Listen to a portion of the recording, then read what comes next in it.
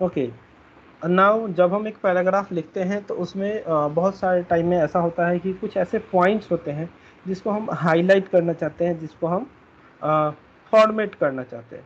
तो इस तरह से फॉर्मेटिंग के लिए ये कुछ HTML के टैग्स हैं जो यूज़ में आते हैं, और इसके लेके एक हम लोग एग्जांपल बनाएंगे। एग्जांपल का जो नाम है वो मैं ले लेता हूँ, व्हाट आई से, फॉर्मेटिंग टैग।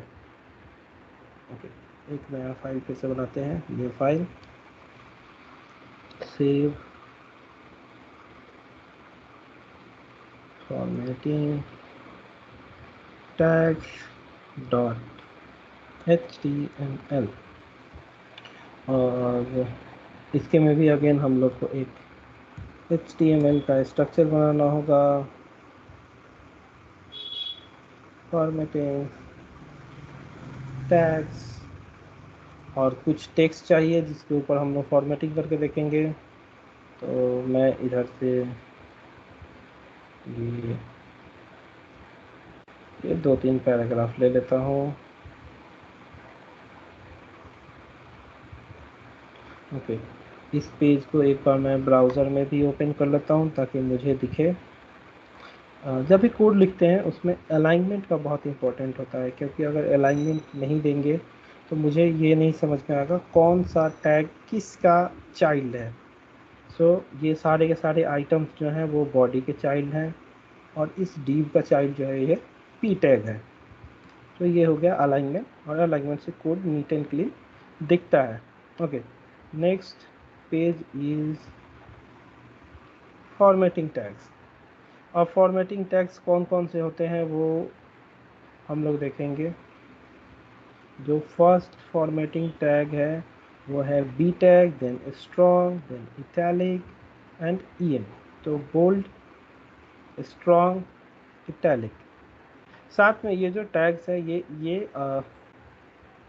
ये टैग से हेल्प करते हैं SEO को समझने में कि ये जो टेक्स्ट है इसका इम्पोर्टेंस है। जैसे अगर मैं किसी को कोई एक वर्ड के लिए मैं लगाता हूँ स्ट्रॉन्ग टैग, स्ट्रॉन्ग टैग, तो एक तो ये थोड़ा बोल्ड करके डिस्प्ले होगा, बड़ा साइज़ का।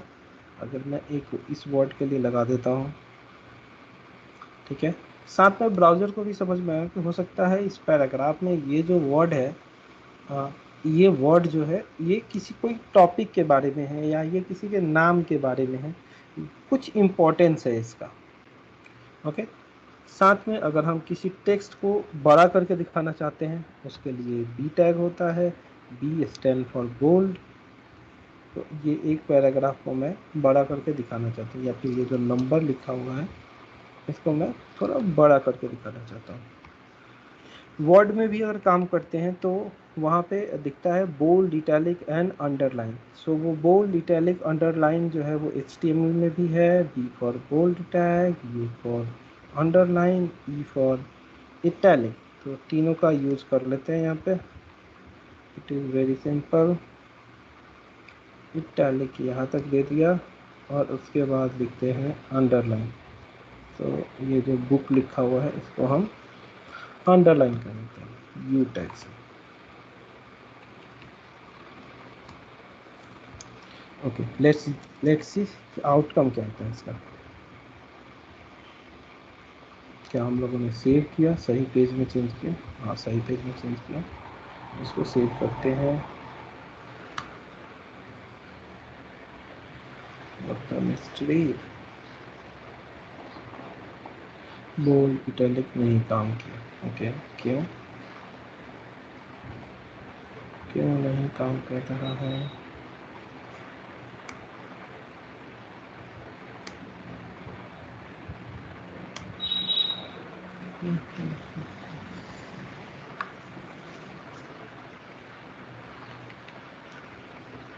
अच्छा, अभी हम लोगों ने थोड़ा देर पहले पढ़ा था न्यू लाइन करना है तो BR टैग का यूज़ करना चाहिए।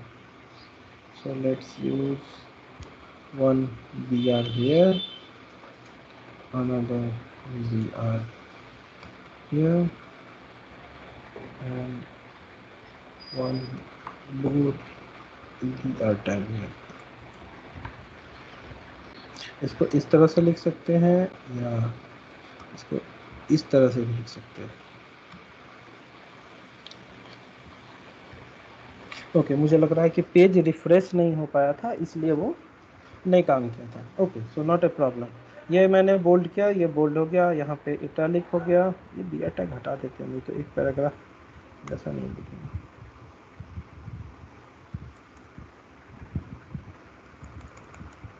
ओके, तो एक पैराग्राफ में हम लोगों ने बहुत सारा स्टाइल डाल दिया। यहाँ पे ये इटैलिक है, थोड़ा टेढ़ा है, झुका हुआ। ये बोल्ड है, ये भी बोल्ड है, और यहाँ एक अंडरलाइन कर दिया जो बुक का नाम दिया हुआ है। हम चाहे तो एक साथ में बोल्ड और इटैलिक अंडरलाइन दोनों कर सकते हैं। तो यहाँ एक बोल्ड कर दिया और इसको अंडरलाइन भी कर दिया, दोनों काम इसके साथ कर दिया। तो ये थोड़ा मोटे अक्षर में दिखेगा और नीचे में एक लाइन भी आ रहा है। Okay, let's move to next tag. Next tag है em tag, then mark, small, del, ins and सब। ये सारे के सारे टैग्स जो है इन सब का यूज़ करते हैं। अब यहाँ पे अगर कोई ऐसा टेक्स्ट है जो कि डिलीटेड है तो उसके लिए डेल का यूज़ करते हैं। Let's try this one. इसको मैं बोलता हूँ कि तुम डिलीटेड हो, DEL।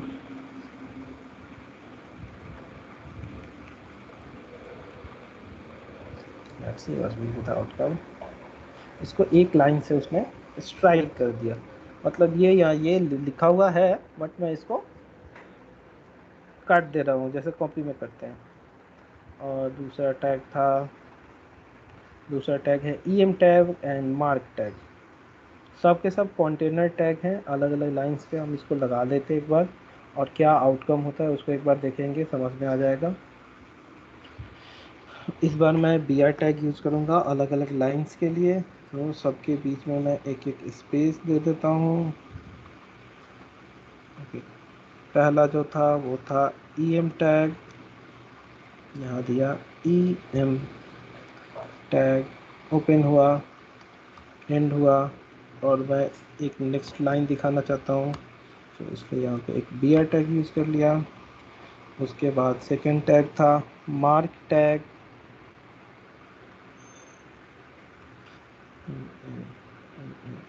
के मार्क टैग। अगेन मैं इसको चाहता हूँ नेक्स्ट लाइन में दिखाना, so br tag, then there is a small,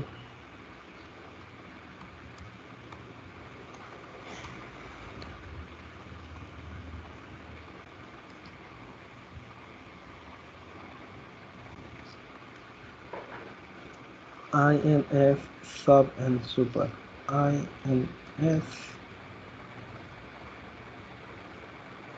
start and और BR। अच्छा, ये सब और सुपर जो है वो हम लोग को सही से देखने में आएगा कब, जब मेनली इन मैथ में एक आता है, हम लोग को लिखना होता है व्हाट इज इट, 2 का क्यूब। अब 2 का क्यूब कैसे लिखे, तो यहाँ पे काम आता है SUB सब। ये 2 में सब लगा है और 2 के ऊपर में 3 को थोड़ा ऊपर उठा के लिखना है, तो यहाँ पे लिखेंगे सुपर SUP। तो अगर मुझे कोई इक्वेशन लिखता है 2 the power 3 plus 3 the power 7, तो हमको लिखना पड़ेगा SUP super close equal to may be 20, I don't know, 20 और something XYZ, XYZ। so let's see the outcome। यहाँ पे आ गया 2 the power 3 and 3 the power 7। तो कोई एक ऐसा पेज बनाना है जिसमें मैथ का बहुत ही बेसिक एक फॉर्मूला होता है a प्लस बी का the whole square equal to A square plus B square plus 2ab, इस तरह से कुछ मुझे डिस्प्ले कराना है। तो सिंपल HTML में ये करने के लिए हम लोग को बहुत दिक्कत आएगा, उसके लिए हमको यूज़ करना पड़ेगा ये जो टैग्स दिए हुए हैं। So I am going to put a p tag here, और ये एक अलग p टैग है, so it will come in a new line, and then ये जो स्क्वायर लगाना था वो स्क्वायर के लिए हम लोग को स्क्वायर का टैग डालना पड़ेगा, सुपर टैग डालना पड़ेगा। यहाँ पे एक ब्रैकेट होना चाहिए, मैथ के साथ कोई छेड़छाड़ नहीं होना चाहिए। SUP super is a tag, and ऐसे देन ए के साथ भी दो जो है वो होगा सुपर। इसका यूज़ बहुत कम टाइम होता है, बट जब भी होता है वो एज इट इज जैसे मैथ में लिखते हैं वैसे दिखना चाहिए। Okay, so let's see the outcome. There is our outcome, a plus b का the whole square equal to a square plus b square plus 2ab। So ये जो भी फॉर्मेटिंग का जो टैग्स है ये दीज आर वेरी इंपॉर्टेंट, और अलग अलग सिनेरियो में इनका यूज़ होता है, और इस तरह से इसको हम लोग यूज़ करते हैं। ओके, अब आते हैं नेक्स्ट